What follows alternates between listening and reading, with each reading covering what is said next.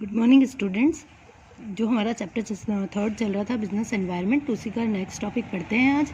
और अब हमारे सिर्फ 2 टॉपिक्स रह गए हैं और ये चैप्टर जो है ओवर हो जाएगा। देखते हैं, ठीक है। Impact of government policy change on business and industry. अब जो गवर्नमेंट ने जो हमारी इन 1991 के अंदर जो हमारी न्यू इकोनॉमी पॉलिसी जो हमने अडॉप्ट की थी, उसके बाद जो चेंजेस आए तो उससे क्या इम्पैक्ट पड़े हमारे बिजनेस पर और इंडस्ट्रीज़ पर। ये तीनों जो थे ये हमारे एलपीजी थे, यानी हमारा लिबरलाइजेशंस और प्राइवेटिज्म एंड ग्लोबलाइजेशन। इसका हमारी इंडस्ट्री पर क्या इम्पैक्ट पड़ता है वो हम देखते हैं। तो फर्स्ट क्या इम्पैक्ट पड़ा इस पर कि इंक्रीजिंग कंपटीशन। क्या इसने क्या किया कि जैसे ही हमारे यहाँ पर गवर्नमेंट ने ये पॉलिसी अपनाई कि हमें लिबरलाइजेशन कर देना चाहिए, प्राइवेटिज्म को हमने बढ़ावा दिया, ग्लोबलाइजेशंस को अडॉप्ट किया, तो क्या इसका रिजल्ट क्या निकल कर आया कि जो इंडस्ट्रीज़ हैं उनको अननेसेसरी लाइसेंसिंग के चक्कर में नहीं पड़ना पड़ा और उन्हें ईजिली क्या मिलने लग गया, लाइसेंस मिलने लग गए इंडस्ट्रीज़ को, और उनकी एंट्रिंग जो है वो फॉरेन फॉर्म में होने लगी। तो इससे इंडिया के अंदर क्या हो गए, बहुत सारे कंपटीशन जो हैं वो बढ़ने लग गए और कंपटीशंस बढ़ गए और इंडिया में क्या होने लगा, जो इंडस्ट्रीज़ थी वो जैसे like telecommunication company, airlines company, banking sector, insurance etcetera, इन सब ने क्या कर दिया, अपने इन लोगों को और ज़्यादा कॉम्पिटिटर्स मिल गए क्योंकि बाहर की कंपनीज भी आकर इंडिया में क्या करने लगी, इन्वेस्ट करने लगी और इन्हें कॉम्पीट करने लगी। ठीक है। नाउ नेक्स्ट सेकंड, और क्या फ़ायदा हुआ इससे कि मोर डिमांडिंग कस्टमर्स। पहले क्या होता था बच्चों कि जो भी प्रोड्यूसर जो भी चीज़ें प्रोड्यूस करता था, है ना, वही मार्केट में कस्टमर्स को लेनी पड़ती थी और जो प्रोड्यूसर ने बना दिया वही था, मतलब कस्टमर इतना वैल्यूबल नहीं था। लेकिन आफ्टर गवर्नमेंट पॉलिसी क्या होने लग गया कि कस्टमर टुडे हैज़, और अब क्या हो गया है कि जो कस्टमर्स हैं, मतलब जब से हमने ये एलपीजी की पॉलिसीज़ अपनाई गवर्नमेंट ने, तब से क्या होने लगा कि जो कस्टमर्स हैं वो ज़्यादा डिमांडेबल होने लग गए क्योंकि अब जो है बहुत सारे प्रोड्यूसर्स आ गए हैं। तो प्रोड्यूसर्स जो आ गए हैं, अब हर कोई ये वही प्रोडक्ट बनाना चाहता है जो कस्टमर्स जो हैं वो प्रेफरेंस करते हैं या वो लेना चाहते हैं। अगर कस्टमर लेना नहीं चाहते तो वो उस प्रोडक्ट को नहीं बनाते हैं, या जो कस्टमर की डिमांड्स के अकॉर्डिंग या प्रोडक्शन होने लगा है। इसीलिए जब गवर्नमेंट ने ये पॉलिसी अपनाई तो जो है कस्टमर्स में चीज़ों की डिमांड्स को लेकर के बहुत ज़्यादा वैल्यू बढ़ गई। तो आई होप आपको ये पॉइंट समझ आएगा कि customer today have become more demanding because they are well informed. अब जो कस्टमर पहले से ज़्यादा इन्फॉर्म्ड हो गए थे क्योंकि जो ग्लोबलाइजेशन हो रहा था उससे कस्टमर्स की नॉलेज जो है वो डे बाय डे क्या हो रही थी, अपग्रेड हो रही थी। उन्हें भी फैशंस और जो प्रोडक्शन है उसके बारे में पता चलने लगा। नाउ थर्ड पॉइंट दे रखा है मार्केट ओरिएंटल।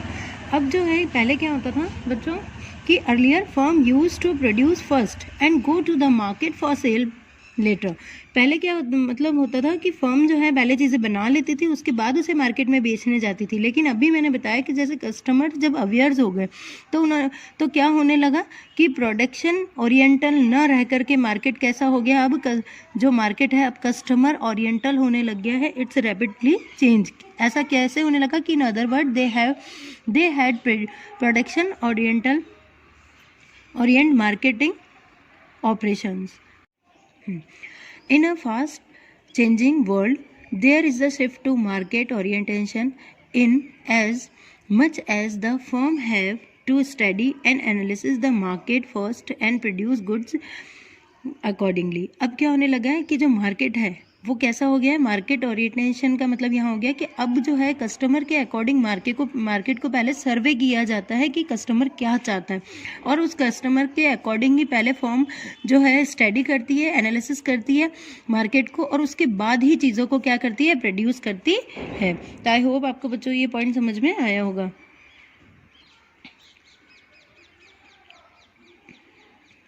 फोर्थ पॉइंट देखते हैं, रैपिडली चेंजिंग टेक्नोलॉजिकल एनवायरनमेंट। अब जो एनवायरनमेंट चेंज हो रहा है तो हमने जो न्यू पॉलिसीज अपनाई उसके कारण क्या हो रहा है कि एनवायरनमेंट जो है वो चेंज होता जा रहा है। अब जो रैपिडली चेंजेस आ रहे हैं वो किस में आ रहा है, टेक्नोलॉजिकल चेंजेस आ रहे हैं। अब क्योंकि आप देखते हैं जब हम एक ही तरह की इंडस्ट्रीज़ में वर्क करते हैं उसमें कोई नयापन नहीं आता, तो हमारे जो प्रोडक्ट हैं वो हमेशा एज यूजुअली चलते रहते हैं। लेकिन जैसे ही कोई बाहर की कंपनी आती है या कोई कॉम्पीट करने के लिए कोई कॉम्पिटिटर्स मार्केट में आ जाते हैं, तब हमें हमारे प्रोडक्ट का जो कंपैरिजन है वो दूसरे प्रोडक्ट से होने लगता है। तो इसके लिए क्या होने लगा कि जैसे ही हमने एलपीजी को अपनाया तो नई नई कंपनीज जो हैं वो इंडिया में आने लगी, या यूँ कह दो कि इंडिया के ही बहुत सारे लोग जो हैं इसे सर्वाइव करने लगे। तो मार्केट में बहुत सारे प्रोडक्ट प्रोड्यूसर्स होने लगे। तो उन्होंने क्या करा, तो इससे एक मार्केट में न्यू चेंज आया, इससे जो कंपटीशन बढ़ा तो हमारे मार्केट में जो सर्वाइव करने वाले न्यू वेज थे वो भी बढ़ गए, और मार्केट के अंदर जो है मार्केट का एक बहुत बड़ा ग्रोथ भी हुआ। New technology make it possible to impossible, जैसे machines, process, product and service. तो क्या हो गया, इसने न्यू टेक्नोलॉजी आने लगी जिससे ये इम्पॉसिबल चीज़ भी क्या होने लगी, बिल्कुल इम्प्रूव होने लगी। एक पॉसिबिलिटी आई, मशीनरीज में नए वर्किंग आने लगा, प्रोसेस, लोग नए नए तरीके के नई नई चीज़ें अपनाने लगे। मतलब एक अब यूँ सोच सकते हो कि जब कोई न्यू जनरेशन वर्क करने लगती है तो उनका वर्क करने का तरीका जो है वो पुराने लोगों से ज़्यादा बेटर ही होता है, ऐसा माना जाता है। तो ये जो चेंजेस आए टेक्नोलॉजी में, इसी ने एक एनवायरनमेंट को क्या किया, एक चैलेंज दिया, और एक पहले इसकी तुलना में जो फर्में बहुत छोटी छोटी थी वो आज बहुत बड़ी बड़ी फर्में बन रही है। तो ऐसा चेंजेस इस एलपीजी के कारण हुआ। फिर क्या लिखा है देखें, नेक्स्ट है कि नेसेसिटी फॉर चेंज। अब क्या हो गया कि ये बिल्कुल पॉसिबिलिटी ऐसी रह गई कि जब 1991 से पहले जो लोग एक रिलेवेंट था, कहते हैं ना, स्टेबल हो गए थे पॉलिसी और प्रैक्टिस को लेकर के। लेकिन जब आफ्टर 1991 के बाद एक मार्केट ने जो फोकस किया, मार्केट में एक बहुत ज़्यादा क्या आ गया था, टर्बन आ गया था, यानी बहुत ज़्यादा चेंजेस आने लग गए थे। और उसका क्या हुआ था कि इसका रिजल्ट ये निकल कर आया कि जो एंटरप्राइज थे वो कंटिन्यूसली मॉडिफाई कर रहे थे अपने ऑपरेशन में। मतलब ये है कि एक हर ऑर्गेनाइजेशन में चेंज आ रहा था, और एक ड्रास्टिक चेंज आ रहा था। आप यूँ कह सकते हो कि जैसे कहते हैं ना, बहुत एक चेंज का बहुत तूफान जैसा आता है, और जिसमें सभी लोग अपने आप को क्या करते हैं, उसी चेंज के अकॉर्डिंग ढालते जाते हैं, क्योंकि नए नए एंटरप्राइजेस जो थे वो मार्केट में अपनी न्यू टेक्नोलॉजी लेकर के आ रहे थे। नाउ 6 पॉइंट कि need for developing human resources. अब जो गवर्नमेंट ने हमारी जो पॉलिसीज़ अपनाई उसका क्या हुआ असर कि द न्यू मार्केट कंडीशंस जो थी वो कैसी हो गई, लोगों की बहुत ज़्यादा हायर हो गई, बहुत ज़्यादा जो कमिटमेंट है वो बहुत ज़्यादा हायर हो गए, मतलब ग्रेटर्स हो गए। अब क्या होने लगा कि hence there is a need for developing human resources, कि हम जो हमारे जितने भी रिसोर्सेज थे उसको बहुत ज़्यादा डेवलप करने लग गए, यानी हम उसका पूरा पूरा यूज़ करने लग गए। इसमें यहाँ ये कहा जाएगा बच्चों कि जैसे कोई फर्म थी, तो एक फर्म के अंदर जितने भी ह्यूमन रिसोर्सेज वर्क कर रही हैं तो उनका हम क्या करने लगे, ज़्यादा से ज़्यादा यूज़ लेने लग गए, क्योंकि अब मार्केट के अंदर न्यू टेक्नोलॉजी आने लगी, जिससे हम नई नई प्रोसेस अपनाने लगे, नए नए मेथड अपनाने लगे अपने प्रोडक्शन के लिए। तो हम हमारे सारे एचआर का जो है वो बहुत अच्छे से यूज़ करने लग गए और उनका डेवलपमेंट होने लगा। तो आई होप बच्चों आपको ये सारे 6 पॉइंट समझ में आएंगे। मैं 1 मिनट के लिए आपको यहाँ पे पॉज कर दूंगी वीडियो को, ताकि आप अच्छे से देख लें, ताकि आपको ये शिकायत ना रहे कि हमें नोट्स जो हैं वो दिखाई नहीं दे रहे थे।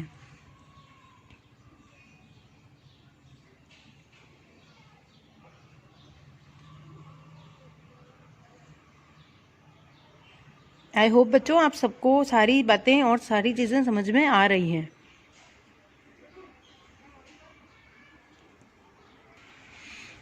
नाउ अवर नेक्स्ट टॉपिक क्या लिखा है, managerial response to change in business environment.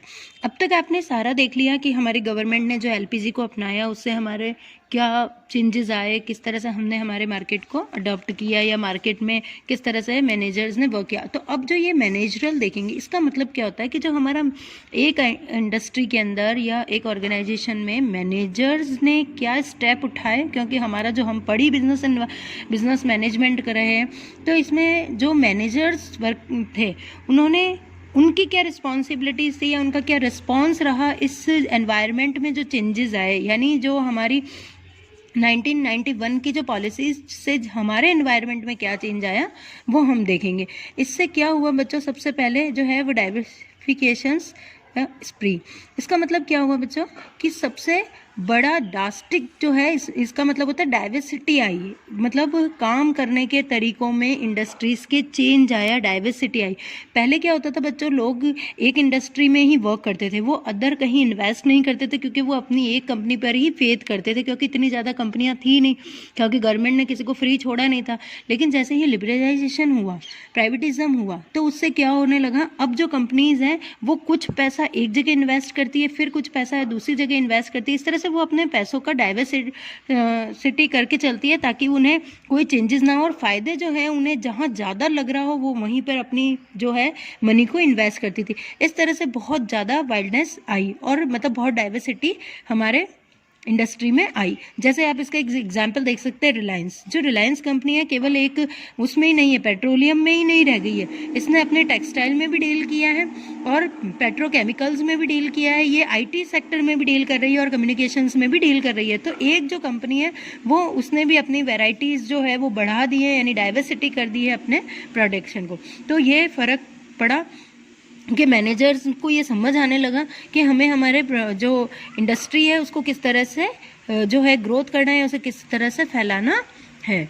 Now second, अब जॉइंट वेंचर्स इसमें आ गए, इसके अंदर जो कोलैबोरेशंस हैं वो होने लगे। अब जो मल्टीनेशनल्स कंपनी इंडिया में आने लगी है ना, तो इंडिया में आने लगी, यानी एमएनसीज आने लगी, मल्टीनेशनल्स कंपनी। तो इन्होंने क्या दिया, इन्होंने एक अपने इंडिया को एक फ्रेश थॉट दिया कि हमें जॉइंट भी होना चाहिए। मतलब जैसे कोई यूएसए की कोई कंपनी आ रही है, तो उससे यूएसए की कोई कंपनी आ रही है, तो इंडिया वाली कंपनी उससे क्या होने लगी, मर्ज होने लगी। इससे क्या होने लगा कि हमें बाहर जो फॉरेन्स है उनका मनी इन्वेस्टमेंट के रूप में मिलने लगा, और इंडिया की ग्रोथ जो हमारी जीडीपी है वो बढ़ने लगी, हमारी एनएनपी बढ़ने लगी। इस तरह से हमारी जो इकोनॉमिक ग्रोथ है वो होने लगी। जैसे फोर्ड का देख सकते हैं कि Ford enters with Mahindra and Mahindra की जो फोर्ड कंपनी थी वो किससे जुड़ी, महिंद्रा एंड महिंद्रा कंपनी से जुड़ी। होंडा जो है वो किससे जुड़ी, सेल से जुड़ी। General Motors entered in Hindustan Motors, जो जनरल मोटर्स थी वो किससे एंटर्ड हो गई, हिंदुस्तान मोटर्स से एंटर्ड हो गई। अब मारुति सुजुकी का एग्जाम्पल देख सकते हैं कि मारुति जो कंपनी है वो सुजुकी से मर्ज हो गई। तो इस तरह से आप देख सकते हैं कि ये भी एक नया चेंज हमारे इंडिया में आया। ब्रांड बिल्डिंग्स, इसका मतलब ये हो गया कि इन 1991 से पहले क्या हो गया था बच्चों, कि जो प्रोडक्शन मार्केट के अंदर जो प्रोडक्शन जो प्रोड्यूसर्स जो थे, जो प्रोडक्ट मार्केट में लाते थे वही बिकता था। कस्टमर्स को नॉलेज नहीं थी कि कौन सी चीज़ का कितनी क्या होनी चाहिए। लेकिन जब हमने एलपीजी को अपनाया उसके बाद क्या होने लगा, कस्टमर्स की डिमांड जो है, उनकी नॉलेज जो है वो अपडेट होने लगी। एक ब्रांड जो है मार्केट में आने लगा, जो मार्केट जैसे जो भी कंपनीज अपने अपने ब्रांड्स को लेकर आने लगी, और इस तरह से भारत के अंदर ब्रांड्स की क्या हो गई, बहुत ज़्यादा मतलब ग्रोथ होने लगी, लोगों को समझ आने लगा, और बहुत सारी कंपनीज नई नई ब्रांड लेकर के आने लगी। इससे ये हुआ कि एमएनसी ने जो है, MNC have invest huge amount of building brand such as LG, Samsung and Hyundai. इस तरह से जो इंडिया के अंदर है बहुत सारी कंपनीज अपनी अपनी ब्रांड को लेकर आई, और लोगों को, कस्टमर्स को इनकी नॉलेज होने लगी। तो एक बहुत मतलब आप यूँ कह सकते हो कि ब्रांड्स का चलन तब से चलने लगा। फिर है यूज़ फॉर लेटेस्ट टेक्नोलॉजी, और जो मैनेजर्स थे उन्होंने क्या किया, अपनी अपनी कंपनी में नई नई टेक्नोलॉजी को यूज़ करने लगे। एडवर्टाइज के थ्रू हो सकता है, स्लोगन के थ्रू हो सकता है। कंपनीज ने अपने अपने स्लोगन, टैग, अपना सिम्बॉल्स ये रखने लगे, जिससे लोगों को एक प्रोडक्ट की एक अलग सी पहचान मिली।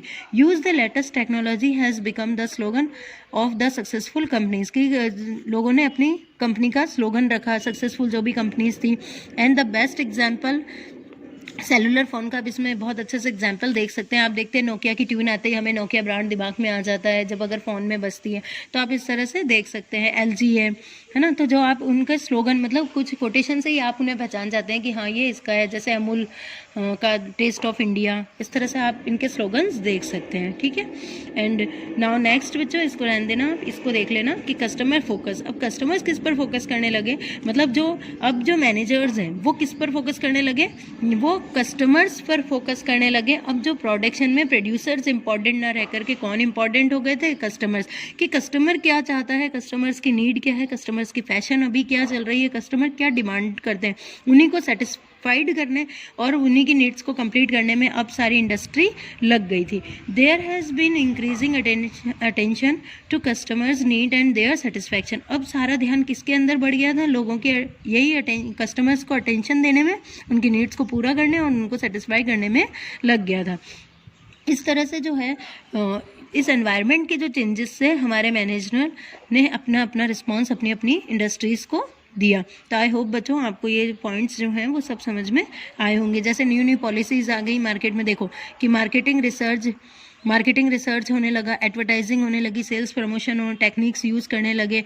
अब ये जो दे रखा है देखो, बॉफ का मतलब क्या हो गया यहाँ पे, बॉफ कि by one get one free. अब ये पॉलिसीज़ अपनाने लगे, ये सेल्स प्रमोशन की टेक्निक्स हैं जिनके थ्रू वो क्या करने लगे, कस्टमर्स को अट्रैक्ट करने लगे ताकि कस्टमर ज़्यादा से ज़्यादा क्या करें, जो है मटेरियल या फिर प्रोडक्ट खरीदें। तो आई होप बच्चों आपको ये चैप्टर कंप्लीटली समझ में आया होगा।